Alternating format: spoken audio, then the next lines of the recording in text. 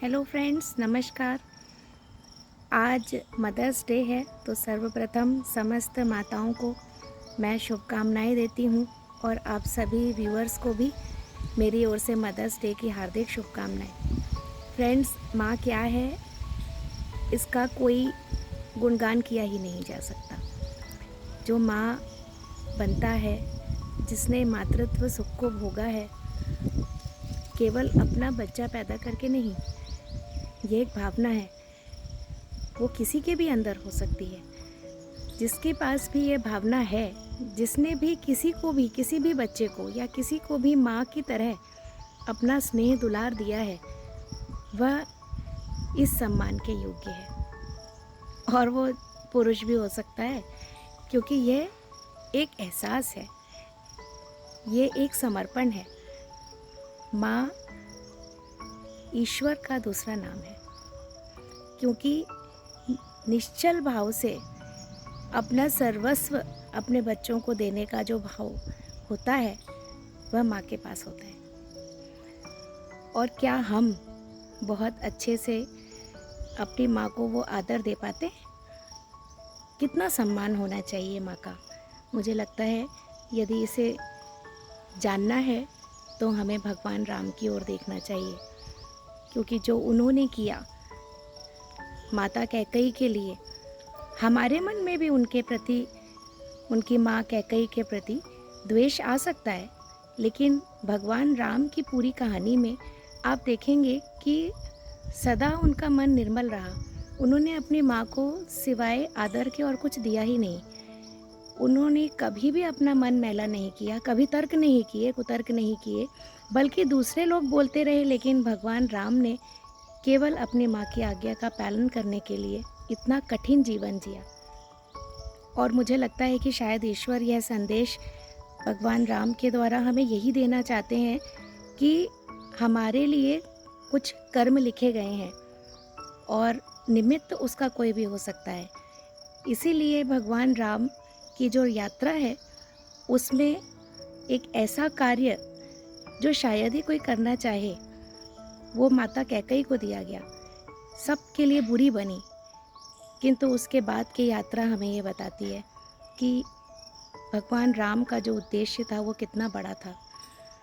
खैर, ये तो एक अलग बात हो गई, पर हम कलयुगी संतानें हैं, है ना। अपनी सगी माँ के लिए भी कभी कभी मन में दुर्भावना ले आते हैं, तर्क करने लगते हैं, एनालिसिस करते हैं अजीब टाइप के। वो ऐसी हैं, वो वैसी हैं, उन्होंने ये क्यों किया, वो क्यों किया। लेकिन दोस्तों, हमें याद रखना चाहिए कि मातृत्व, माँ, इन सब एनालिसिस के परे है। उसने हमें जीवन दिया है और हमारे लिए ही, हमारा अच्छे के लिए ही अनेक प्रकार के निर्णय वो लेती होंगी। तो आज ना सिर्फ आप उन्हें बधाई दें, और मेरी रिक्वेस्ट ये है कि आप उनके प्रति निश्चल भावना रखें, अपने मन को साफ करें। यदि कभी भी हमसे ऐसी कोई गलती हो गई हो तो क्षमा अवश्य मांगे। तो मेरी कहानी, असली बात तो ये है, मेरी कहानी क्या है। मेरी कहानी भी ऐसे ही एक लड़के की है जो अपनी मम्मी से बड़ा परेशान था।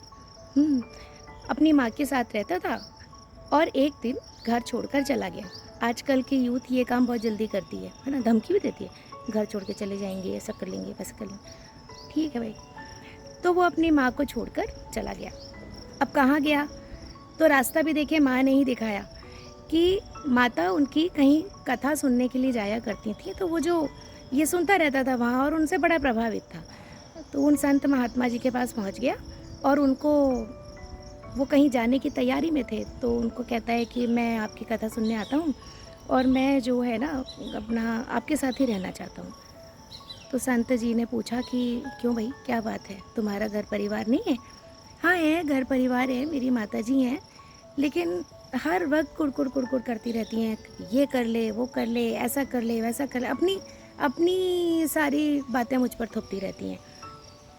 अरे, लड़की भी अपने हिसाब से देख के मेरी शादी करेंगी, अपने हिसाब से बताती हैं कौन सा काम मुझे करना चाहिए, कौन सा नहीं, अपने हिसाब से बताती हैं मुझे क्या पढ़ना चाहिए। मैं तो बहुत परेशान हूँ और मैं बिल्कुल अब उनके साथ रहना नहीं चाहता, मैं तो कुछ समय आपके साथ रहना चाहता हूँ। तो संत जी को लगा कि स्थिति भापी उन्होंने कि ये लड़का ऐसे बोलने पे जाएगा तो है नहीं। तो उनका ठीक है, चलो ऐसा है कि भाई टेस्ट देना पड़ेगा। हमारे इधर पे ऐसे नहीं होता है कि आप हमारे साथ चलें, हमारी टोली में से शामिल होने के लिए ना आपको टेस्ट देना पड़ेगा। हाँ हाँ, मैं तो सब करने को तैयार हूँ महात्मा, बस मेरा तो जीवन से पूरा मोह ख़त्म हो गया है, मुझे यहाँ पे नहीं रहना है। मैं तो बस ईश्वर में रमना चाहता हूँ और भगवान का भजन पूजन करना चाहता हूँ। हाँ ठीक है, मुझे कोई प्रॉब्लम नहीं है, लेकिन मैं जो कह रहा हूँ वो करना पड़ेगा। मैं सब करूँगा, मैं सब करूँगा। तो क्या टेस्ट देना होगा? तो संत जी ने कहा देखो भाई, मैं जो है ना 9 दिन तुम्हारी परीक्षा लूँगा। अब परीक्षा ये रहेगी कि मैं तुम्हारी पीठ में अपना सबसे ज़्यादा कीमती सामान तुम्हारे पास रखूँगा। हमारी यात्रा 9 दिन की है, उसके बाद हम अपने आश्रम पहुँचेंगे, ठीक है? तो मैं सबसे कीमती सामान की पोटली तुम्हारे पास रखूँगा। उसने कहा इसमें कौन सी बड़ी बात है, रख लेंगे।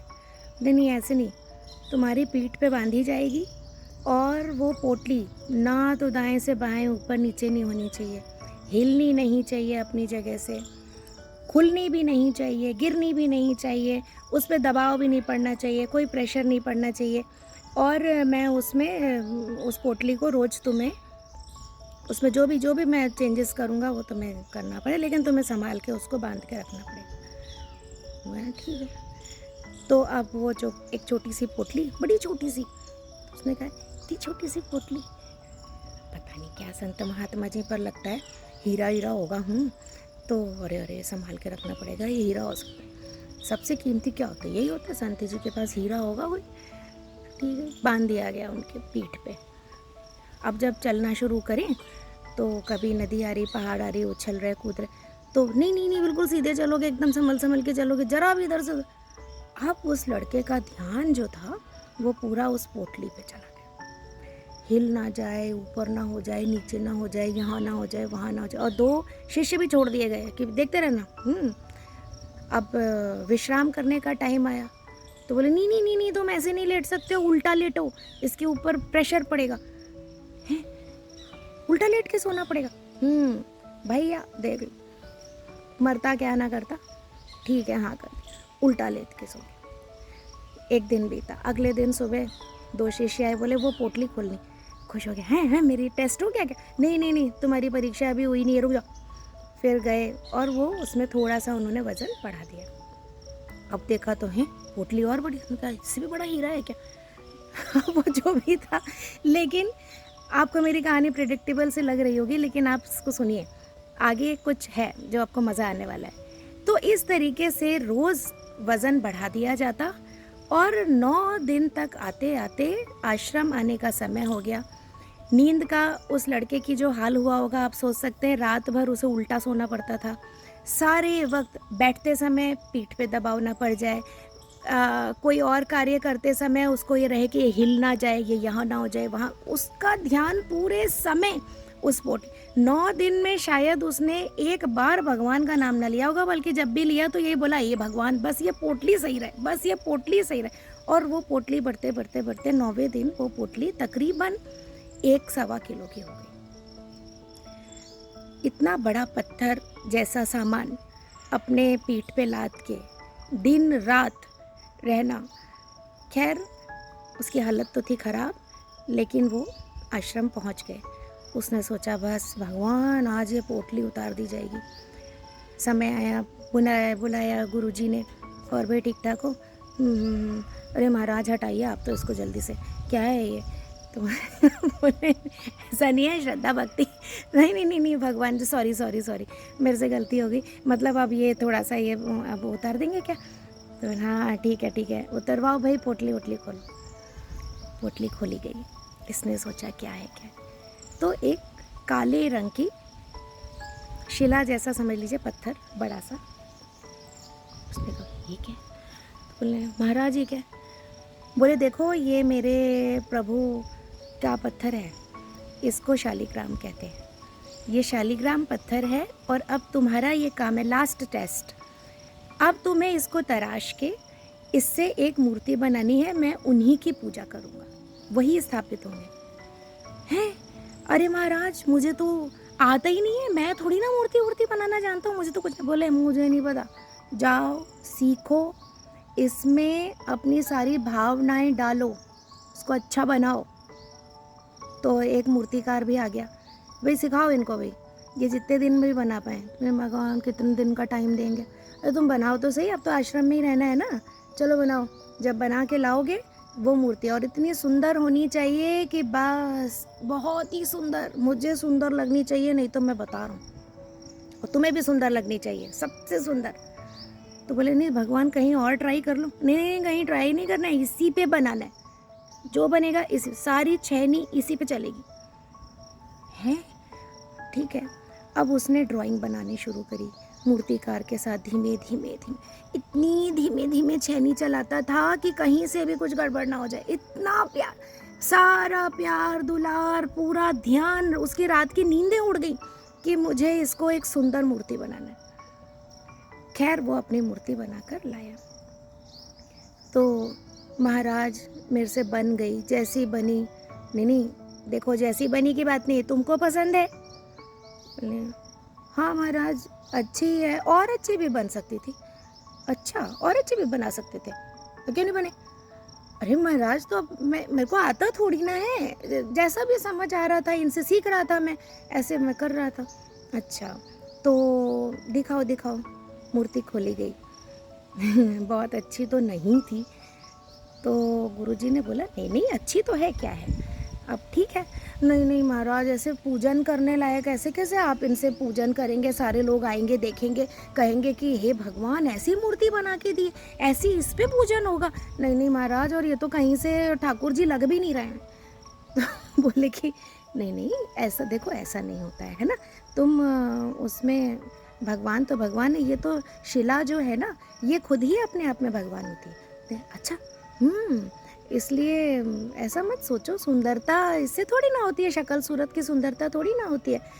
लेकिन जब इनमें भाव डलेगा और जब ये पूजने लगेंगे ना हम इनको, तो अपने आप ये सुंदर हो जाएंगे। अच्छा हाँ महाराज, वैसे है तो मेरी बनाई तो मैंने ही है। तो नहीं तो तुमको ज़्यादा लग रहा हो तो चलो फेंक देते हैं दूसरे। नहीं नहीं नहीं महाराज, फेंकेंगे कैसे, अरे मैंने पूरी जान डाल दी इसमें। ऐसा मत करिए संत जी महाराज, मैं ऐसा करता हूँ कि मैं मेरे पास ही रख के इसकी पूजन करता हूँ। तो बोले ठीक है, तुम अपने पास रखना चाहते हो? तो मैंने हाँ महाराज मैं इसको अपने पास रखूँगा, मुझे तो अच्छी लग रही, पर मुझे लगता है शायद आपके लायक ना हो, तो अब मैं इसे मेरे पास रख के मैं इसी में पूजन करूँ। तो उन्होंने कहा ठीक है तुम अपने पास रखो। फिर उसने पूछा कि तो संत जी महाराज मैं अब आपके साथ रह सकता हूँ? तो बोले नहीं, मेरी परीक्षा में तो फेल हो गए तुम। मैं फेल कैसे हो गया, मैंने इतने संभाल के सब काम किया, मैंने इतने अच्छे से इनको रखा, मैंने इतने अच्छे से इनको वो किया, आप ऐसे मत कहिए। मैं कहाँ, मैंने तो बहुत अच्छे से काम किया। तो इनका देखो बेटा, 9 दिन में तुम बताओ तुम्हारे क्या भाव थे? हाँ मैं दिन रात ये पत्थर हिल ना जाए, ये ना कर पाए, वो ना। तो बोले बेटा तुम्हारी 9 दिन में ये हालत थी। 9 महीने जब तुम अपनी माँ के पेट में थे, तो तुमने सोचा है कि उसके दिमाग में 9 महीने यही सब चलता रहा होगा कि ये गिर ना जाए, ये हिल ना जाए, इसे कोई तकलीफ़ ना हो जाए, इसे लग ना जाए। ऐसी होती है माँ। और उसके बाद तुमने जो मूर्ति बनाई, वही तो वो तुम्हारे साथ कर रही थी। वो अपना जो जहाँ से भी उसको समझ आता होगा, वो पहले कभी माँ तो बनी नहीं थी, उसको जैसा समझ में आता होगा तुम्हारे लिए करती होगी, प्यार से धीरे धीरे तुमको आकार दे रही होगी, तुम्हारे अंदर संस्कार डाल रही होगी। यही तो वो भी कर रही थी। और तुम्हें अपनी मूर्ति से कितना प्रेम है। तुम मेरे लायक नहीं समझ रहे, लेकिन तुम फेंकने भी नहीं दे रहे हो, तुम उसे अपने पास रख के उसका पूजन करना चाहते हो, है ना? तो यही तो वो भी कर रही है। मुझे लगता है कि तुम्हारा आश्रम जो है वो तुम्हारी माता के पास ही है, तुम्हें उनके पास जाना चाहिए, उनकी सेवा करनी चाहिए, और उनके बारे में कुछ वो कैसी हैं इसकी बजाय तुम कैसे हो, वो क्या चाहती हैं और उसके लिए क्या रास्ते निकाले जा सकते हैं, इस विषय में तुम बात करके देखो। हाँ तुम्हारे पास अपनी बात रखने का तर्क भी होना चाहिए, तो मैं यदि तुम ज़्यादा सही हो तो तुम्हें उनसे समझा कर उनसे बात करनी चाहिए। पर तुमने सोचा है कि इस 9 दिन में उसकी क्या हालत हुई होगी? अब अचानक से उस लड़के को याद आया कि उसकी माता ज़्यादा काम नहीं कर पाती थी, उसकी माता अकेले ही जाके किसी तरीके से अर्निंग्स कर रही थी और वो घर चल रहा होगा। वो तो खाना भी नहीं खाई होगी, क्योंकि जब तक ये लौट नहीं आता था तब तक उसकी माँ खाना नहीं खाती थी। अब अचानक उसके अंदर अनेक अनेक ख्याल आने लग गए, उसको डर लगने लगा कि कहीं मेरी माँ जीवित भी है कि नहीं, कहीं उसने प्राण तो नहीं त्याग दिए। अब तो उसने बस सब वहीं छोड़ा, अपनी पोटली में अपने ठाकुर जी अपनी मूर्ति रखी और उसको लेके जो दौड़ लगाई, माँ माँ माँ। गाँव के बाहर से बस वो यही सोचता रहा, कोई मुझे कोई बुरी खबर ना दे, मेरी माँ कहाँ है, मेरी माँ कहाँ है। तो सबने कहा है अंदर, वहाँ जाओ वहाँ जाओ, वहाँ है, मैंने वहाँ देखा था, मैंने वहाँ देखा था। देखा एक पेड़ के नीचे बदहवास सी उसकी माँ बैठी हुई थी, लग रहा था कई दिनों से खाना नहीं खाया था। बस उसके चरणों में गिर गया और कहने लगा कि माँ मुझे क्षमा कर दो। मुझे उम्मीद है कि शायद यही दिन उसका मदर्स डे रहा होगा। तो दोस्तों, भगवान ना करे हम कभी ऐसे कोई काम करें, अपने माता पिता को ऐसा दुख दें। और आप सभी को आज के दिवस की पुनः शुभकामनाएं। मुझे उम्मीद है आपको मेरी कहानी बहुत पसंद आई होगी और आपको लगा होगा कि हम जितना आकलन करते हैं माँ उससे कहीं ज़्यादा होती है। धन्यवाद और फिर मिलेंगे।